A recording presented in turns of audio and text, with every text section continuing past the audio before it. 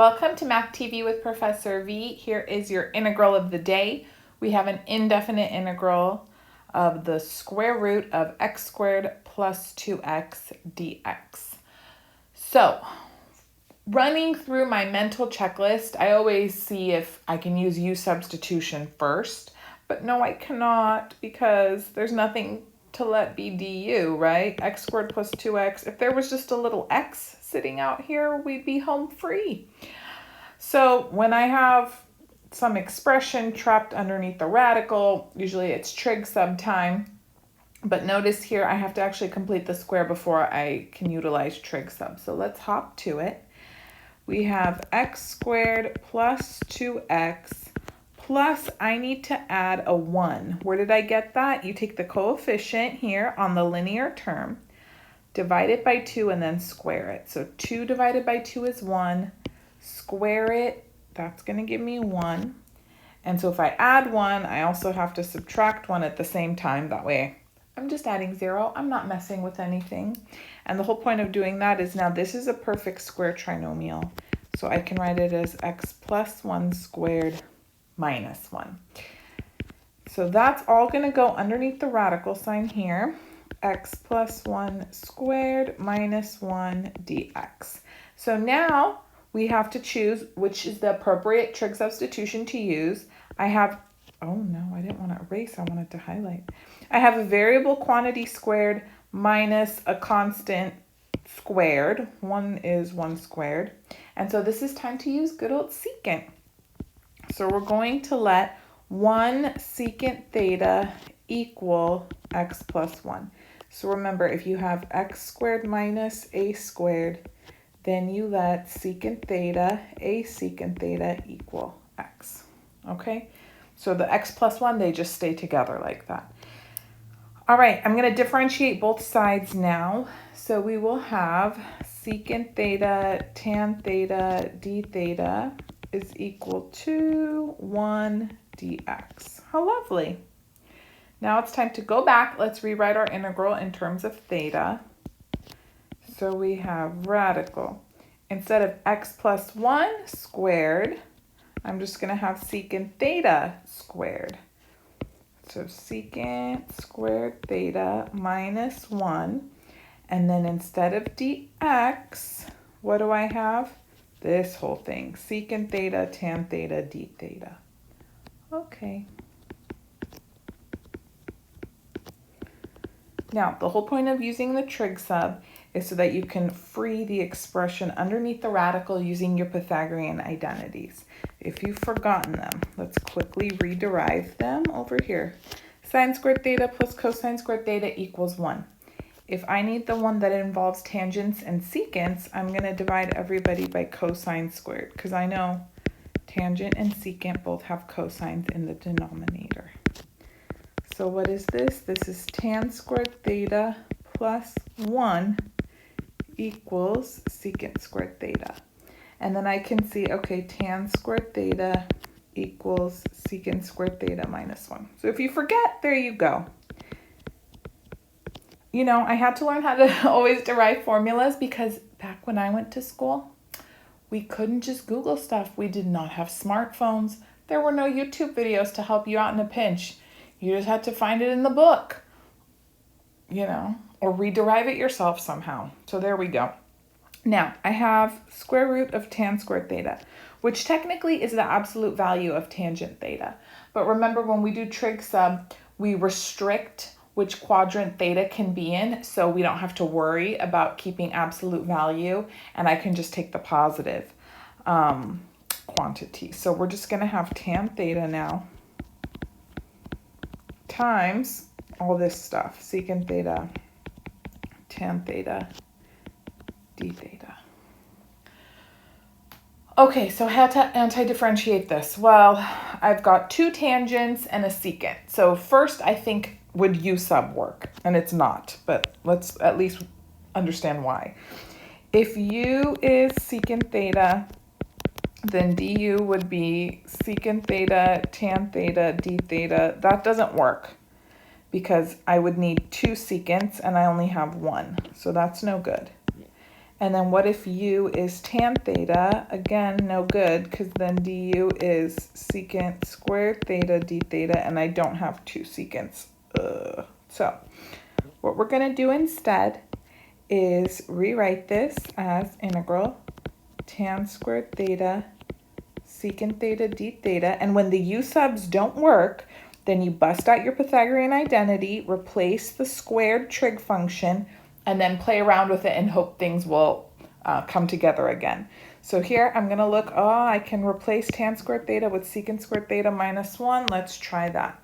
So I'm replacing this now with secant squared theta minus 1, and then I have another secant theta d theta sitting out there. Okay, from here we distribute. Ba-doom, ba-doom. So I'm going to have integral secant cubed theta minus secant theta d theta. Now, antiderivative of secant theta you should know.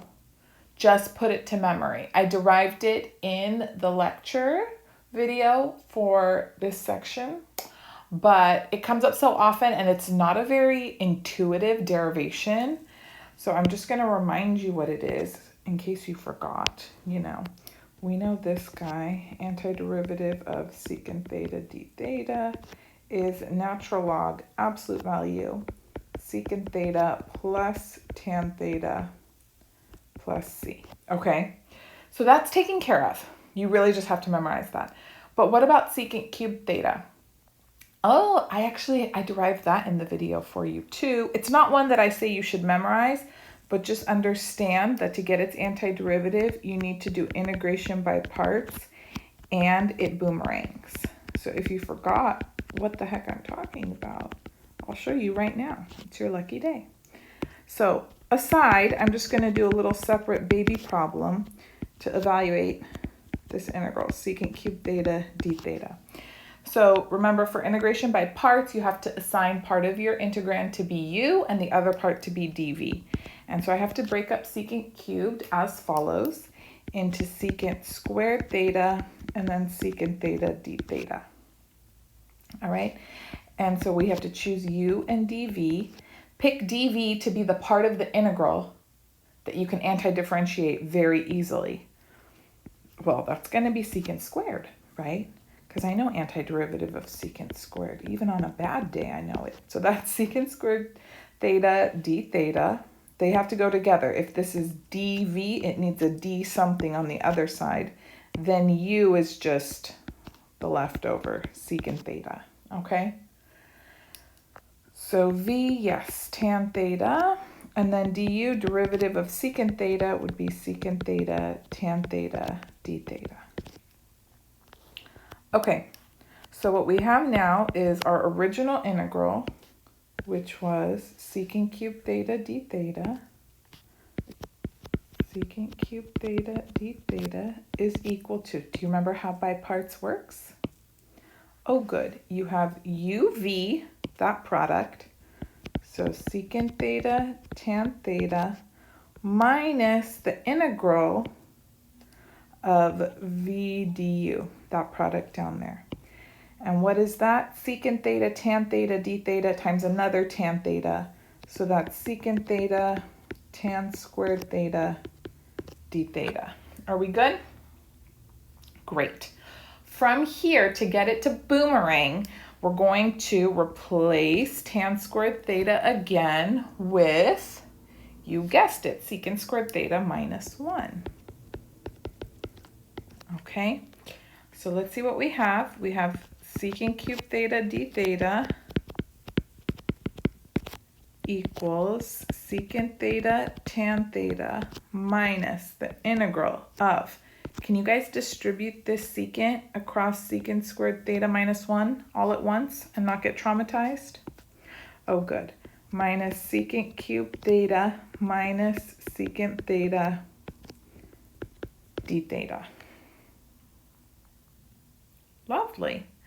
And then let's see here. Integral secant cubed theta d theta equals secant theta tan theta minus integral secant cubed theta d theta plus integral secant theta d theta.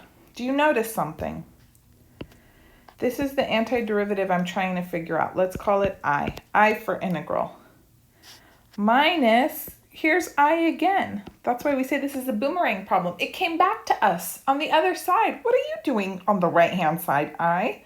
You should be on the left with your friend. So we have negative I over here. I'm going to add it to both sides, all right? So add I. I won't write out the whole integral anymore. I'm just going to say 2I equals what's left. We've got this secant theta tan theta plus this person here, integral secant theta d theta. And then last step, this integral is equal to 1/2 secant theta tan theta plus 1/2 integral secant theta d theta. So this is the result when I integrate secant cubed, okay? So there's a reduction formula that you can use if you have odd powers of secant. But I don't tell my students to memorize it. I just would rather they understand what's going on. Okay, so now we have to put this all together from the previous part of the problem. Did you forget what was going on? I know. So what we just found was antiderivative of this term, and then we still have minus antiderivative or integral of secant theta. So I'm going to rewrite everything down here. So let's put it all together now. All together, we have 1/2 secant theta tan theta plus 1/2 secant theta, oops, excuse me, there should be an integral sign. I was too excited to put it all together, forgive me. Integral secant theta d theta, that's from this. And then earlier we had another minus integral secant theta d theta going on, okay? Notice this is the same integral, 1/2 minus 1. So let's just combine them. This is 1/2 secant theta tan theta sitting out here minus 1/2 integral secant theta d theta. And we decided we knew this antiderivative, right? 1/2 secant theta tan theta minus 1/2. Do you remember? Good. Natural log absolute value secant theta plus tan theta plus c. Whew, that feels like it was so much work. Surely we're done and we should box our answer. No. Remember the original problem was in terms of x, not theta? We have to go back to x land. Oh my goodness. So how to go back to x land? Remember that originally we made the substitution that secant theta was equal to x plus 1. Well, we need to draw a right triangle so we can get back to x's. Just think of this as x plus 1 over 1, even though we don't typically write it, right? So here's theta. Secant is the ratio of the hypotenuse over the adjacent side. So hypotenuse is x plus 1, adjacent side is 1. And then the missing side, using the Pythagorean theorem, is going to be x plus 1 quantity squared minus 1. So this would be x squared plus 2x plus 1 minus 1. So this is just x squared plus 2x. I'm not surprised. This will always include an expression from the OG integral. Do you remember where it was? Right here. It will include x squared plus 2x in the triangle. Okay, so now let's go back and rewrite everything in terms of x. We have 1/2. Instead of secant theta, I'm just going to write x plus 1. Not over 1, just x plus 1. And then instead of tangent theta, tangent of this angle theta is going to be opposite over adjacent. So that's just square root of x squared plus 2x minus 1/2 natural log absolute value. Secant theta is just x plus 1 plus tan theta again is radical x squared plus 2x plus c. And you know what? You can't really clean it up much more than that. This is the end of the road for us today, you guys. Did you love this integral? Did you hate this integral? Are you on the fence? Do you need time to process your emotions? Regardless, I hope you enjoyed it. I know I haven't done an integral of the day for a little bit. Most of the content I've been working on has been for my classes. I take student requests first, but I do love doing the integral of the day. Looking forward to seeing what one of my most loyal subscribers, Mr. George Sadler, has to say about this one. I hope this is an error-free video on YouTube.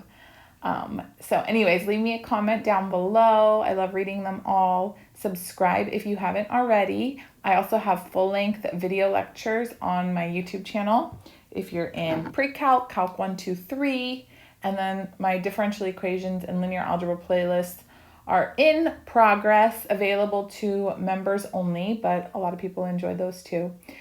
And you can also catch me on, did I say it? Instagram, TikTok, Math TV with Professor V, as well as Patreon. If you want to support this channel, you can catch some exclusive content there and donate. Again, Math TV with Professor V. Love you guys. Take care, and I'll see you soon.